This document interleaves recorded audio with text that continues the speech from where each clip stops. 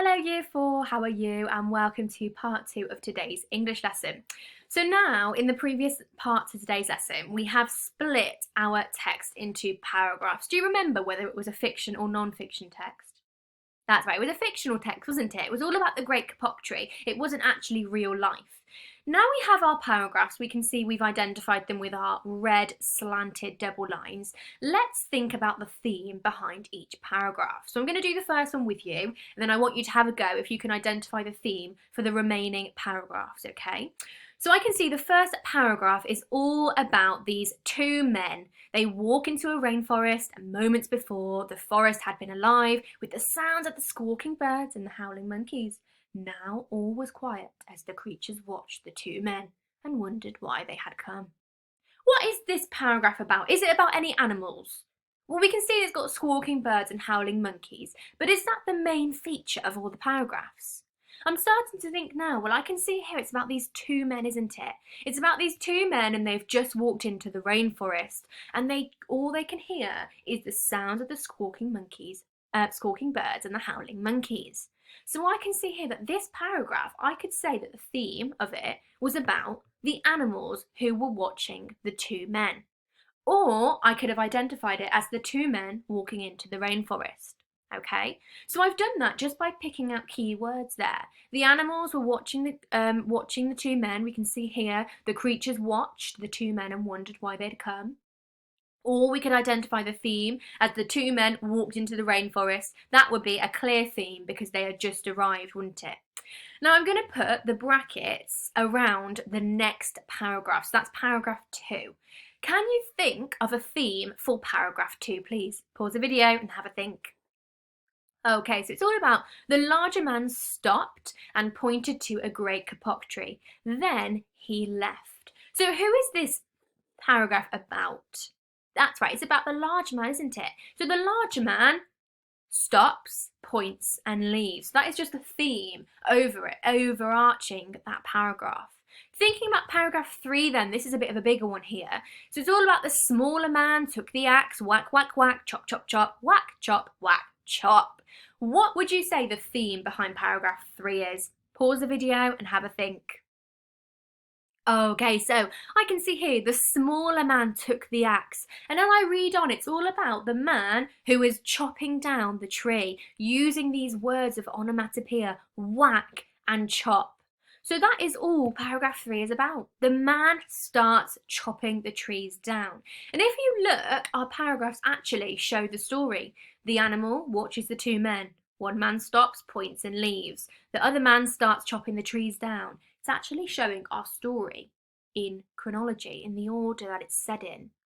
Now looking at the next paragraph, paragraph 4, soon the man grew tired. What would you say the theme behind this paragraph is? Pause the video and have a think. Okay, so if we're thinking about how the man sat down to rest at the foot of the great kapok tree, and the heat and the hum of the forest had lulled him to sleep. Lulled him to sleep, what does that mean? When you lull someone to sleep, it kind of puts them to sleep because the heat, it was very humid in the forest, and the hum from the different animals put him to sleep. So what is this paragraph about? Well, it's about the man who has fallen asleep. And finally then, the final paragraph, paragraph 5, can you read this paragraph and identify what the theme is, please? You're doing so well. Pause the video and have a think.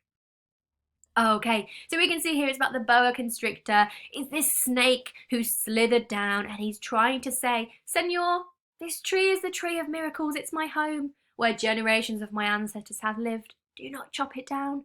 What's he doing to the man? What's he trying to do?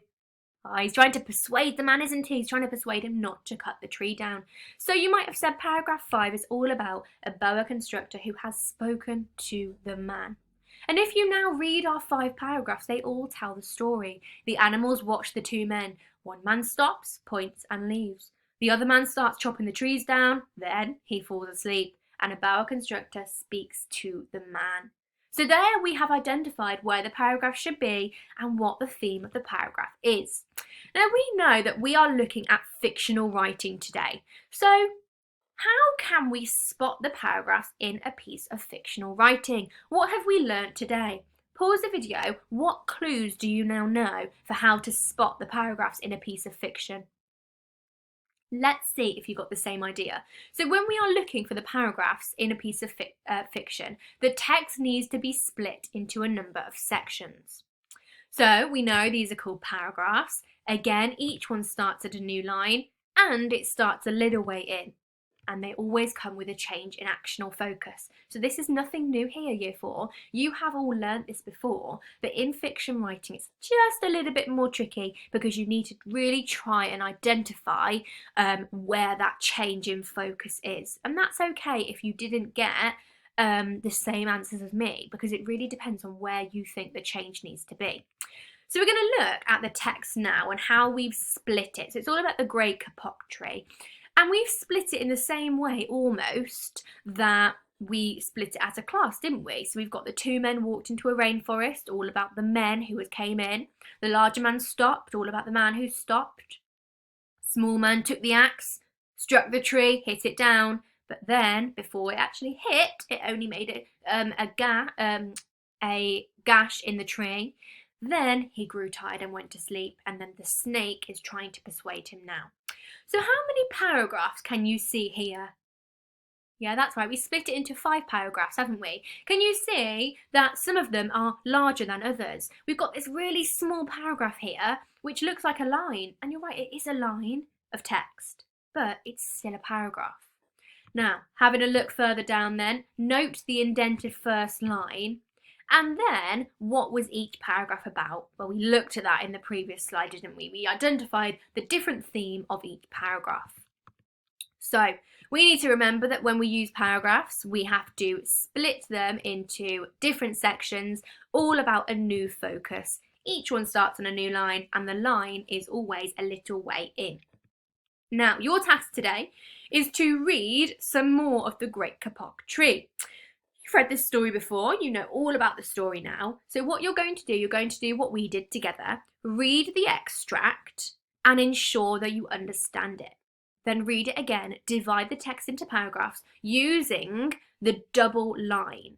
Then, when you've identified the paragraphs, you're going to, underneath, write a brief note about the theme of each of the paragraphs, just like we have today. So you'd write paragraph 1, colon, what was that paragraph about? Paragraph 2, colon, what was that paragraph about? And that's your task for today. Now, I want you to complete this task. Pause the video now and then come back and we'll do the plenary all together when you've done the task for today. So pause the video and have a go at that, please. Okay, how did you do? So, how many paragraphs did you split the text into? Maybe you split it into 3 or 4 or 5. Now, it's really important that we know that paragraph dividing in fiction is not always as clear. Some of you might have split the text into 5 paragraphs, some of you 6, 7, 8, or even less. Because sometimes it makes sense to split the text into smaller paragraphs, but sometimes the writer might want to use longer paragraphs. What I want you to do when you are next reading a book, whether you're reading on Rising Stars or you're reading The Explorer with us, or even when we're doing reading in class, look out for the paragraphs in your current reading book. Think about why the writer has organised them in this way. Start to look out for them and it might help you to use them in your own writing. Okay, thank you for listening, Year 4. Have a fantastic rest of your day and I will see you in our next video later on today, and then I'll see you on Monday. Bye, Year 4.